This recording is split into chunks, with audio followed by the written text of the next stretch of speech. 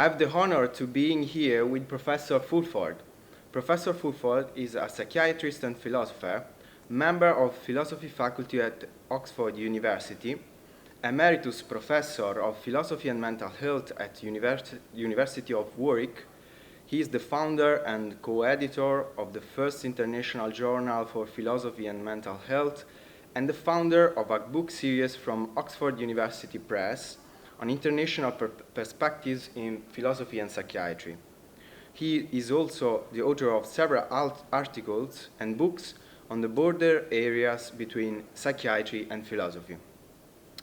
Professor, my first question is, what does philosophy have to say about psychiatry and psychopathology? So my answer to that is that psychiatry and psychopathology have a lot to say to philosophy, and philosophy has a lot to say to psychiatry and psychopathology. It is a two-way conversation. Okay. This is important, and I will give you an example of the work we're doing in Oxford, where they come together, which is through analysis of rationality using semantic logic. Mm-hmm. If this is cutting-edge work. If it is successful, then philosophy will be helping psychiatry to understand the life world of people with different forms of mental disorder, but not in a way that is just saying everything about that life world is wrong. It will differentiate between things that are unhelpful to the person and things that can be really helpful. So, for example, with autism, people sometimes have particular skills Mm-hmm. for working with complex ideas which are missed. People who hear voices, sometimes they have very positive experiences of voices, as well as sometimes the voices being very unpleasant. So philosophy is helping psychiatry to understand the nature of the life world of people with mental disorders in a much more detailed way, Mm-hmm. which allows us to build on their strengths Mm-hmm. and help them to achieve a good quality of life, rather than just treating them with drugs that destroy everything, Mm-hmm. good with the bad. Mm-hmm. Mm-hmm. This is also the way of descriptive phenomenology that Giovanni Stanghellini Exactly. is Yes. studying Yes. on. Yes. Okay, thank you.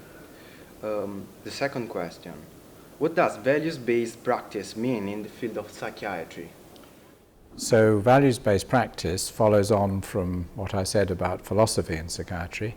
Values-based practice is a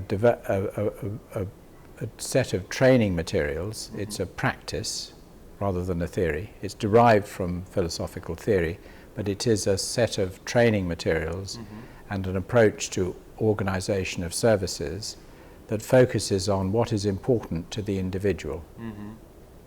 Now, in psychiatry, that is the basis of what is called recovery practice. Recovery practice, it says, instead of treating symptoms, which can sometimes mean destroying the good with the bad, Mm-hmm. you focus on improving the quality of life of the individual. Mm-hmm. Values-based practice allows us to do that. Okay. Person-centered approach. It is person-centered, but specifically focusing on what is important or matters to the individual. So this is person values-centered practice. Thank you. The last question. How can a values-based practice change the way of working in the field of mental health? I think values-based practice changes the way we work from the expert telling the patient what to do to a more equal relationship, to a dialogue. Because the expert, the doctor, the clinician, will have the knowledge Mm-hmm.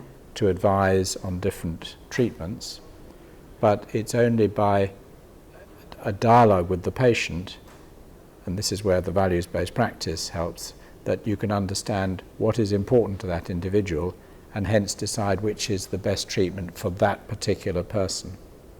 Mm-hmm. This is important in psychiatry, but it's also important in every other branch of medicine. And the work we're doing in Oxford on values-based practice is being led not from psychiatry, but from the Nuffield Department of Surgical Sciences. So it's surgery. The same principle applies. If you have a bodily illness, there are different treatments available, but which is the right treatment for you will depend on your personal values, what is important to you, as well as the pathology. I understand. It's very interesting. Thank you so much for being here. Well, thank you for taking an interest in this work. What I should like to add is that across all three of your questions, the international dimension, learning from between cultures, is very important. This is what will help the field to develop and thrive. This is the our hope is opening to Europe. These interviews can be a way to widespread phenomenological psychology, but also a philosophical approach to medicine and psychiatry. Wonderful. Thank you very much for being here. Thank you.